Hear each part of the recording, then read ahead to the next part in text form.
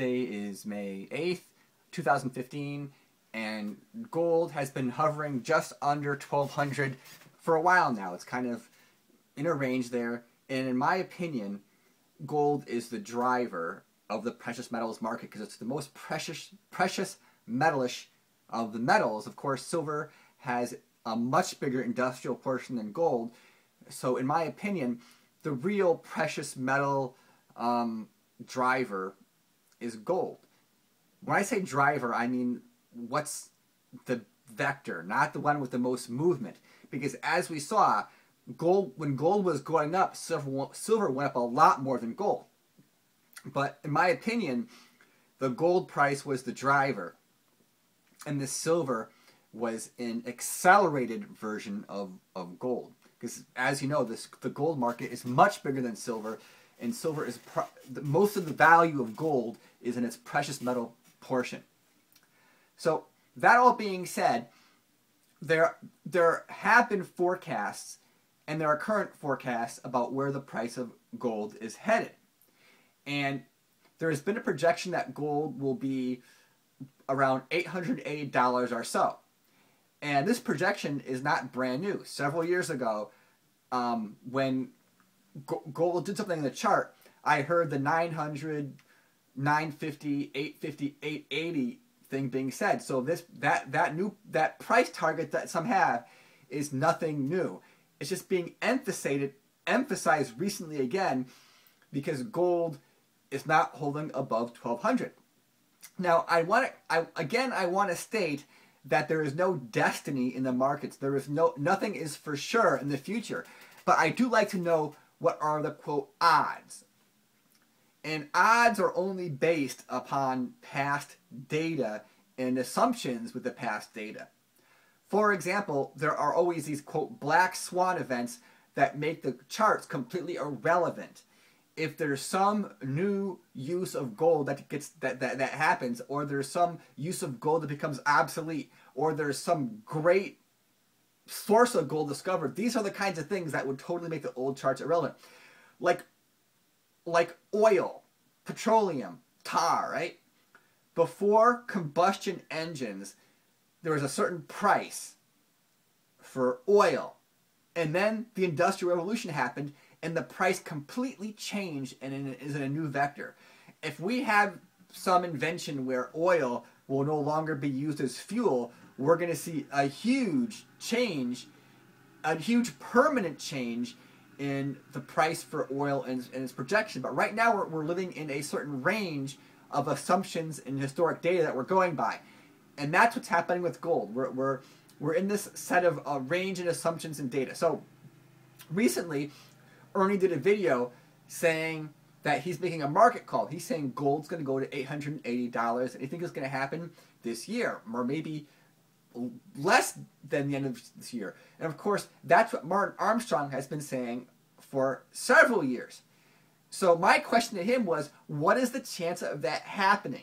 Because as we know, nothing's 100%, really nothing's, well, I'm just saying is that things will operate on probability. I want to say, what percent chance do you think this is going to happen? He says he thinks there's like a 67% chance. He thinks there's a 2 out of 3 chance that gold will go around to about 280. So when I hear people say projections, I want to say, well, what chance do you think of that happening, and what is the source? He said, according to this blah, blah, blah, the chance is 2 out of 3. And I said, okay, that makes sense. And then he said there's an 8% chance and that it'll be totally off. And I guess the remainder is some gray area where it kind of happens. But so a point I want to go back to is he's making a call based upon something happening. He thinks it's going to happen 2 out of 3 times. He thinks the chance of it happening is like 67%. So he's going to go ahead and make a call, realizing that 1 out of 3 times he'll be wrong on this call. Excuse me. I just did a previous video, doing another video, but getting back to the video. I was coughing, I was talking so much, I'm parched. But going back to the video is that I've been watching a lot of these chart people since I did this video, since I've been on YouTube for maybe 8, 7 years or so.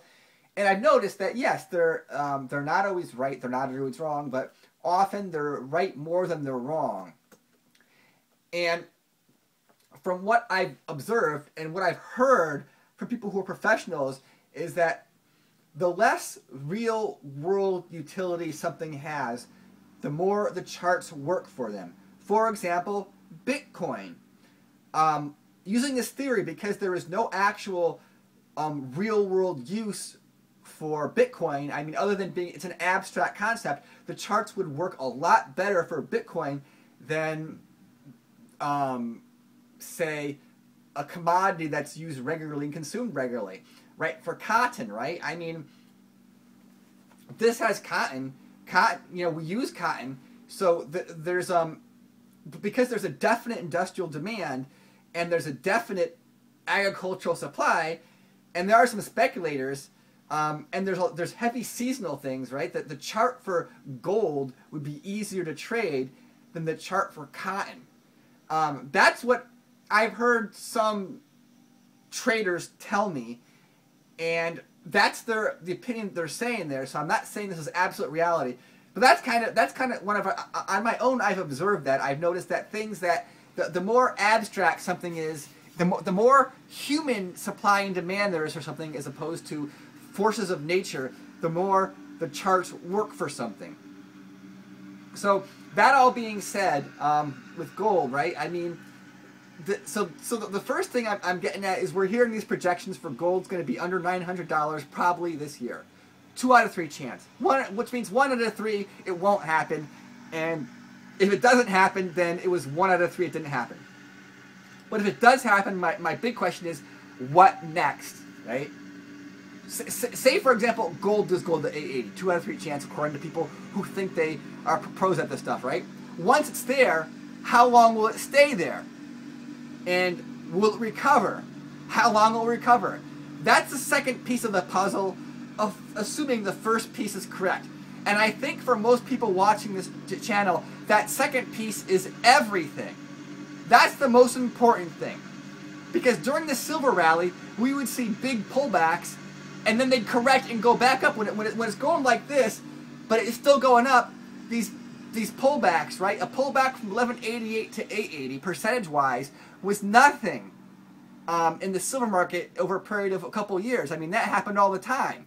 But, I mean, if you get something where it does that, it doesn't move anymore, that's a big deal. Because I think a lot of people right now are thinking, yeah, this precious metal is for the long run, but what is my horizon for this? Is my horizon a year, 5 years, 10 years? I think a lot of people are reassessing right now how long they want to hold the precious metal for. That's what I think, and that's my opinion. And this is an opinion-based channel, which I think is pretty obvious. It's my opinion that I'm throwing out there. And you see channels like this, they say, oh, you're flip-flopping. Well, what happens is you make an opinion. You say, wait a second. I've got more information. I'm going to append my opinion. So opinions can change.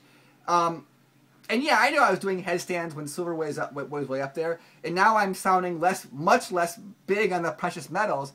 But this is based upon what the information I am seeing. I am trying to process that and present it in this video, and we're all susceptible to people who a lot of people we might find that have credibility, and we tend to trust those more than others. And sometimes people I think I have credibility have no credibility. There's some people who a few years ago I thought were as credible as you can get. Now I find them to have almost no credibility whatsoever based upon observing them, observing their calls, and more importantly, how they handle their bad calls, and more importantly, how they try and cover up the past or try and admit the past of what they said. That's a big deal for me. So thanks for watching. I hope everybody can be well. As I said in my previous video, I hope people who I might not get along with, we can get our cheese straightened out, so in the end, everybody can get along, and we can all not be experiencing pain and anguish. So thanks a lot, and be well.